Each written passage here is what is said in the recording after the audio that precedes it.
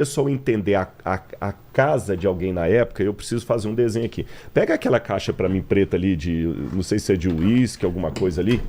Ali, ó. Tem uma caixa aqui. Tá. Essa câmera aqui, ó, vai conseguir filmar, não vai? Isso.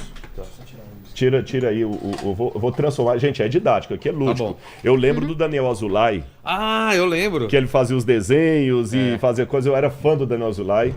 E judeu, né? Ah, é? Judeu, esse sobrenome Azulay é judeu.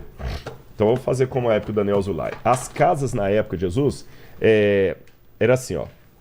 Aqui, essa parte aqui, tinha uma... Aqui onde eu estou dizendo assim, tinha uma parede, o muro da casa. Aqui tinha uma única porta. A entrada aqui. A entrada aqui. Então você tinha muro aqui, aqui e aqui. E a casa ficava aqui. Tá bom? Entendi. Como era essa casa? Normalmente, só havia um cômodo às casas. Por quê? Porque as pessoas não tinham essa ideia de muitos cômodos em casa. Mas morava todo mundo Todo mundo no junto, mesmo cômodo? todo mundo junto no mesmo cômodo. Aí o que é interessante, como fazia muito calor na época, a vida social das pessoas era no terraço da casa. Em cima? Em cima. Aqui eles colocavam umas colunas assim, colocavam uma cobertura, e ali o pessoal comia, ali o pessoal festejava. Entendi. A maior parte das atividades era aqui em cima. Sabe, é igual o churrasquinho da laje. É a laje, É exatamente. a laje, É. era aquilo, porque fazia calor. E na hora de dormir era melhor dormir aqui em cima. Tanto é que a vida social era aqui, que quando Jesus fala da volta dele em Mateus 24, ele fala o seguinte: quem estiver no telhado, não desça para buscar alguma coisa. A Bíblia fala dos proclamadores do telhado. No livro de Deuteronômio tem uma advertência de Deus. Quando você construir uma casa, coloque um beiral no seu telhado para que ninguém caia de lá e você seja réu de morte. Então você tinha isso, porque aqui que eram as atividades. A Santa Ceia de Jesus, onde Judas o trai, Sim. foi feita Por isso que eles chamam de cenáculo. É a parte de cima, do mezanino aqui. Entendi. Tá certo? O único cômodo que havia aqui embaixo só era usado pela família na época do inverno, na época dos frios. Na época do frio, a família dormia aqui. Tanto é que Jesus fala o seguinte: ninguém acende uma lamparina para colocá-la debaixo de um cesto. Você coloca no alqueire e ela ilumina todos que estão na casa. Para uma única lamparina iluminar todos que estão na casa, que ficavam todos no mesmo cômodo. Tá certo? E aqui era o quarto da família. E o que ficava aqui embaixo no pátio? Essas casas geralmente eram mais altas, né? Aqui no pátio ficavam os animais da família. Tá bom? O jumentinho, a vaquinha, talvez umas ovelhas. Poucos tinham vaca. Eram mais ovelhinhas mesmo, que era um animal mais fácil. Um cabrito, uma cabra. Tá bom. Entendi. Aqui ficava. É terra, né? Terra batida. Exatamente. Terra batida. A cozinha ficava aqui. Tá. Né? E a família dormia ou aqui em cima. Não tinha ou telhado, né? Tinha um telhado aqui. Mas telhado tipo esse que a gente Não, tem. não. Os romanos tinham, chama tégula. Eles tinham esse telhado tipo telha francesa. Ah, é? Eu não sei. Telhado colonial. Tá. Em Minas chama telhado colonial, né? Aqui em São Paulo, não sei se é colonial ou telha francesa, né? Não sei. Aquelas telhas mesmo, Sei normal que de casa, né? Tá. Os romanos tinham, mas os judeus faziam lá na Galileia de pedras mesmo, colocando pedras, ou então fazia tipo uma argamassa mesmo com barro, Entendi. barro e palha. Então aqui você tinha aquele telhado, o único cômodo. Agora, algumas casas tinham um segundo cômodo aqui. Um segundo cômodo. O que era esse segundo cômodo? Era a hospedaria. Era um quarto de hóspedes. Entendi. Quando você recebia alguém que não era do núcleo íntimo da família, você não ia colocar a pessoa para dormir aqui em cima. Por exemplo, se fosse um homem, você não ia colocar um homem para dormir com suas filhas no mesmo ambiente. Tá certo? Então, qualquer visitante, se fosse ilustre, você tinha um quarto de hóspedes para ele. Que eles chamavam até de quartinho do profeta, que no Antigo Testamento fala do profeta que tinha um quarto na casa da viúva lá, né? Da viúva não, do casal, que ele depois ressuscita o filho deles. Então a questão esse quarto de hóspedes era para pessoas visitantes. Quando a Bíblia fala, e Maria deitou o seu filho na manjedoura porque não havia lugar para eles na hospedaria, ela não estava falando de um hotel. Ela está falando desse quarto de hóspedes. Agora raciocina E a manjedoura, comigo. onde entra nessa? A manjedoura entra pelo seguinte: aqui embaixo, no pátio, ficavam os animais. Então, Coitado de Jesus, porque nasceu aqui, porque não, no meio dos animais. Mas por que não lá dentro da... Galera, sai daí que tem uma mulher querendo dar luz. Exatamente. É a pergunta óbvia que a gente faz. Ela estava grávida. A preferência era dela. Eram parentes de Jesus. Agora eu vou colocar Jesus graus... mal, hein? Olha os parentes. Me passa um guardanapinho daquele ali, por favor. Eu tô com uma corizazinha, gente, que é uma alergia, não é Covid, viu? Fica tranquilo. Tudo bem. Então, rinite. O que acontece? A opção era dela. Vamos raciocinar agora os graus de humilhação que Jesus teve. Pouca gente sabe, mas existe uma tradição do segundo século chamada Proto-Evangelho Yaakov. Essa tradição do segundo século fala que Maria deu à luz a Jesus em torno dos 13 anos de idade. Ela tinha 13 anos. O que, diferente da nossa cultura, era o normal da época. A menina casava assim que menstruava. Nossa. Você entendeu? Você falou que sua mãe estava achando que você estava ficando, né? Se fosse na época de Jesus... Eu já estava pra titi. Eu era anciã. Anciã já, porque com 13 anos a menina menstruou, não tinha esse conceito de adolescência que nós temos hoje. A menina menstruou, ela casa. Tá certo? E José tinha filhos e filhas que, na minha opinião, eram de um casamento anterior de José. Porque a Bíblia fala que Jesus tinha irmãos e irmãs. Eles não podiam ser filhos de Maria. E eles não eram, assim, não era um filho que as pessoas viam que não foi concebido meio que no casamento. Será que não houve esse preconceito? Pô, o que essa mulher tá grávida? Com certeza, com certeza. Porque esses irmãos e irmãs de Jesus eram no mínimo 6. Porque a Bíblia dá o nome dos 4 irmãos de Jesus e fala irmãs no plural. Sim. Então 2, 6. Sim. Eles eram mais velhos que Jesus, porque eles dão ordens a Jesus. E não tem sentido a Bíblia falar que era primogênito, porque se fosse só o único, ele falaria filho único. Filho único. Ele não falaria primogênito. Exatamente, o primogênito de Maria. Agora, ao mesmo tempo, eu não acredito que esses irmãos eram outros filhos de Maria, porque na cruz... Jesus tem que pedir João para cuidar de Maria. Se ela tivesse outros filhos, não haveria necessidade. E quando estava no templo, seus irmãos estão aí com a sua mãe. Com a sua mãe. Sua mãe e seus irmãos. Não fala. Seus irmãos, O correto seria falar sua mãe e os filhos dela. Pela expressão idiomática da época, seria sua mãe e os filhos dela. Fala sua mãe e seus irmãos, é que Maria não era a mãe deles, ela era madrasta. E esse proto-evangelho Jacob fala que o José também ele era viúvo quando casou com Maria. Então agora imagina, o casamento tinha 2 fases. A primeira fase onde você faz o acerto de casar com a menina e você já é comprometido com ela, mas não pode ainda ter relação sexual. Você vai levantar o dinheiro do dote, para pagar o dote do casamento.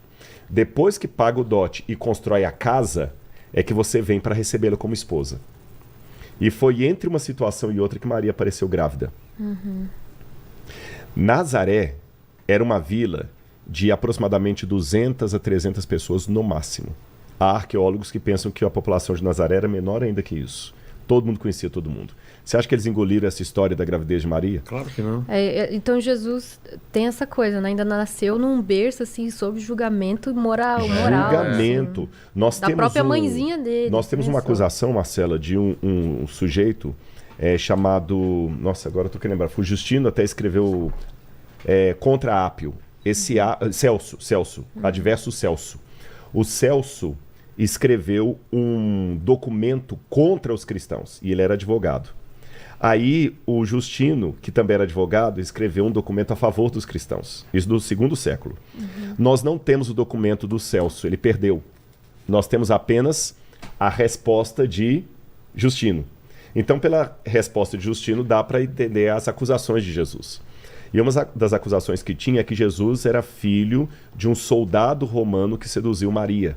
Nossa. E aí chamava Patera, ou Pantera, esse soldado. E é interessante que no Evangelho de João, quando os líderes dos judeus vão xingar Jesus, tem uma hora que eles falam o seguinte: cala a boca, nós temos pai. O que significa isso? Pegaram pesado. Eu tenho uma linhagem ok. Você é bastardo. Você é bastardo. Você é bastardo. Então, provavelmente essa fofoca rodou. E isso invalidou mais ainda porque o messianismo dele. E a genealogia de rei não veio de Maria. Não veio de Maria. Vem de José. Vem de José, porque José que era descendente de Davi. Agora tem uma outra questão também muito interessante aí. Não, se bem que a Maria também ela tem uma ascensão que vai dar com Davi depois lá. Porque tem 2 genealogias Tem uma em Lucas, tem outra poxa, em Mateus. Isso é legal. Isso é legal. Agora, o José, quando Maria ficou grávida, o evangelho fala que ele tentou abandoná-la em secreto. Ah, é? É. Por que José resolveu abandoná-la em secreto? Porque ele tinha caráter, né? Pô, Caráter. eu não vou queimar a menina, mas já que fez errado, vou sair. Tá certinha. É. E tinha uma questão legal também. Legal também. Poderiam acusá-lo? O único que poderia acusar Maria de adultério era o José. Sim. Porque sabe aquela ideia que o pessoal fala que sem corpo não há Não há crime. crime? Se não há cadáver, não há crime? Se não há o marido para acusar de adultério, não existe adultério. Não. Tem que ter o marido. Então, o que ele fez? Ele saiu fora. Então Deus não escolheu só uma boa mãe, escolheu um bom Um pai. bom pai, exatamente. Ele saiu fora que ele pensou assim: eu vou sair, eu vou impedir que Maria seja apedrejada. É que aí, no caso, Jesus um dia vai também julgar a causa de uma mulher, De uma que mulher, seria apedrejada e por com causa certeza exatamente ele lembrou, disso, adultério. Ele lembrou da acusação que veio sobre a Será mãe que não dele. era isso? Porque essa cena é muito bonita porque mostra um Jesus pensativo. Uhum. Tanto que ele tá tão pensativo que ele começa a escrever na areia, né? E tá em silêncio. E aí o pessoal questiona: não, Jesus, o senhor tem que dar aí uma. Olha o lado uma da opinião. poesia. Você viu a história que ela puxou? Total. Faz sentido. E aquele marido da mulher estava ali, senão ela não podia ser acusada de adultério. O marido daquela mulher estava ali. E uma coisa muito legal é que deveriam todos ser homens. Uhum. Com certeza. Ah, então, eu queria alguém para confirmar Com isso. certeza, absolutíssimo. Todos são homens, porque ele fala assim: cadê os que iam te condenar? Uhum. Aí ela fala assim: eles não estão mais aqui. Bom, eu também, como homem, ele também libera ela. Exatamente, eu também não te condeno. Vai e não peque mais. Jesus deve ter relembrado da história da Com mãe dele. certeza. No caso da mulher adúltera, talvez ela foi adúltera mesmo, que Jesus falou: vai e não peque mais. Não, Maria não foi, No caso de Maria, mas não. ela foi Mas julgada. a acusação Ela veio, sofreu a com pena. certeza. Tanto é que a Bíblia fala que quando Maria ficou concebida, ela foi para a casa de Isabel, a mãe de João Batista. Por quê? A barriga ia começar a crescer. Aí o anjo fala com José assim: José, não tenha medo de receber Maria por mulher não, porque o que está na barriga dela é fruto do Espírito Então, Santo. E rolou confirmação sobre isso. Sim. Do próprio feto que estava na Sim, barriga. o João Batista. João Batista quando revirou. Maria chega, o João Batista começa... Revirou no ventre. Aí isso é lindo, lindo. Então você vê que Jesus, desde o início, ele foi... Então, ele planeja então deixar ela em silêncio e o que detém ele? O anjo aparece para José em sonho. Fala assim: não faço não. Receba ela como mulher. José a recebe como mulher. Agora a parte que o evangelho não conta, mas a gente dá para deduzir nas entrelinhas, a fofocaiada...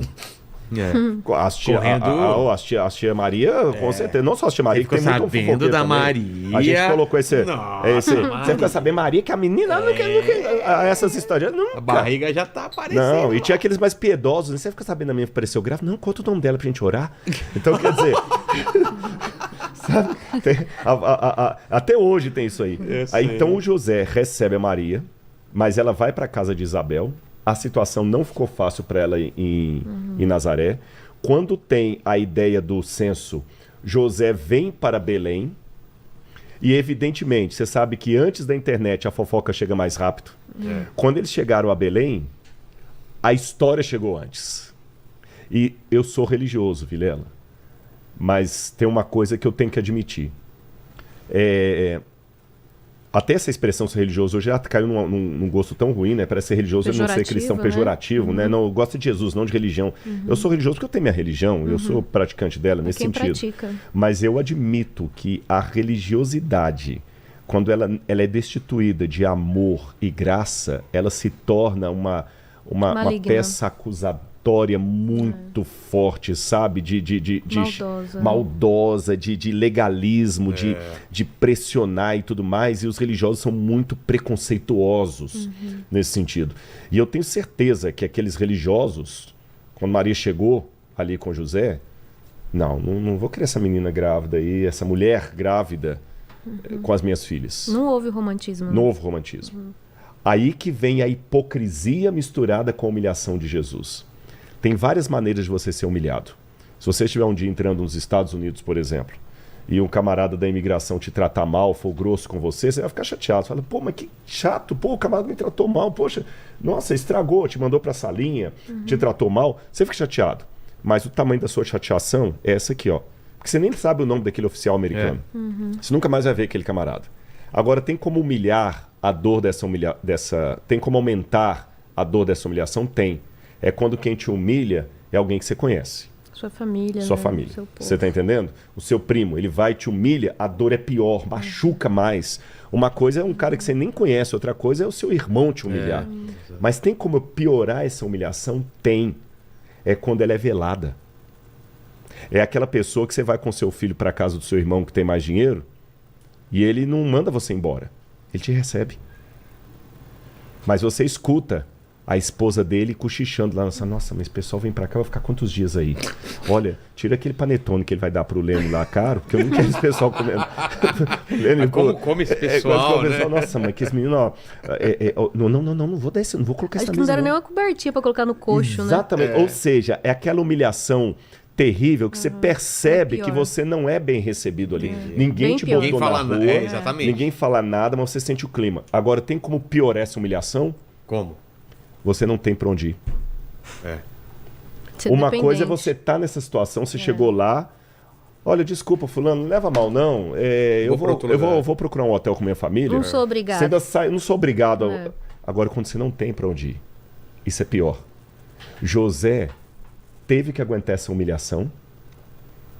Olha, eu imagino, ó, desculpa, a hospedaria tá ocupada, o quarto de hóspedes, mas faz o seguinte, olha, deita com ela aqui aqui no pátio aqui embaixo. Nossa. E José tendo que aguentar aquilo porque Eu acho ele que se não precisava fosse de emprego. família, teria sido melhor, né? O Teria sido, ou atendimento. menos ruim, pelo menos. Ah, no melhor no sentido... no sentido melhor de atendimento, né? E nesse Porque consideraria que ela é uma mulher Sim. grávida, ponto. E ali estava a acusação, a arrogância, A humilhação. a desconfiança, os olhares. Essa história está mal contada. Essa história está mal contada. Jesus já nasceu num contexto de dúvida. Será né? que nessa época já não havia a questão do soldado romano? Que o Celso vai usar para acusar que Jesus era bastardo? A fofoquinha. A fofoquinha? Então daí que vem aquele versículo que diz que Jesus diz que o profeta da casa não tinha valor. Não tinha valor na sua própria terra. Jesus fica ali, e aí, como Herodes estava em franca construção, Herodes era terrível, mas ele tinha talentos. E uma delas era a arte de construir. José deve ter ficado ali. Herodes não tinha morrido ainda, né? Estou falando desses 2 anos. José deve ter ficado ali na esperança o seguinte: olha, voltar para Nazaré não vai ser boa coisa com Maria nessa situação. Não vai ser. A profissão de José não era marceneiro, ele era construtor, tecton. Eles falam carpinteiro, mas ele construía. Eu estava lendo sobre isso, que naquela época o carpinteiro é o cara que construía, fazer tudo. Exatamente. Então, assim, eu vou ficar por aqui. E vou ficar morando de favor na casa dos parentes até arrumar um lugar para mim. Aí só que quando ele já tinha toda essa humilhação de ficar naquela casa ali, dormindo no pátio, por quase 2 anos, até melhorar de vida para conseguir um lugar melhor, vem os magos, surpreendem todo mundo com aquela visita, ele fica até alegre com aquele dinheiro ali.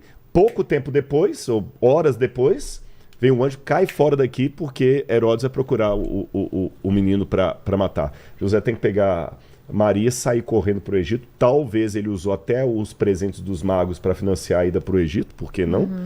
E teve que ficar lá. Então, esse é um resumo da vida do nascimento de Jesus, de maneira humilhada, para ser o nosso Salvador. Entendi. Uma pergunta, Lene, enquanto eu faço um xixizinho aí, Boa. rapidão. Vamos lá. É o seguinte, o Carlos, ele tá perguntando aqui, o Carlos Eduardo, se é errado um cristão comemorar o Natal e trocar presentes. Boa pergunta. Antes de responder, eu quero saber primeiro, Marcelo, você comemora o Natal? Como é que é? Comemoro toda oportunidade que eu tenho de comemorar coisas boas, eu tô comemorando. Comemoro a família, a troca de presentes, é muito bom. Faz árvore também? Eu tenho preguiça de guardar por um ano inteiro a decoração, e a decoração é cara, então eu tenho preguiça de montar árvore. É uma questão de caro demais. logística. Eu sou do tempo que a decoração de Natal era um galho mesmo que o pessoal pegava no mato mesmo, Sim. cortava e colocava algodão. Ano passado eu decorei o meu cacto, que ele cresceu muito. Eu falei, a única coisa grande que eu tenho aqui é um cacto. Aí eu Nossa, coloquei umas mãe. bolinhas de R$1,99 que eu comprei e joguei fora. Hoje tá vendo?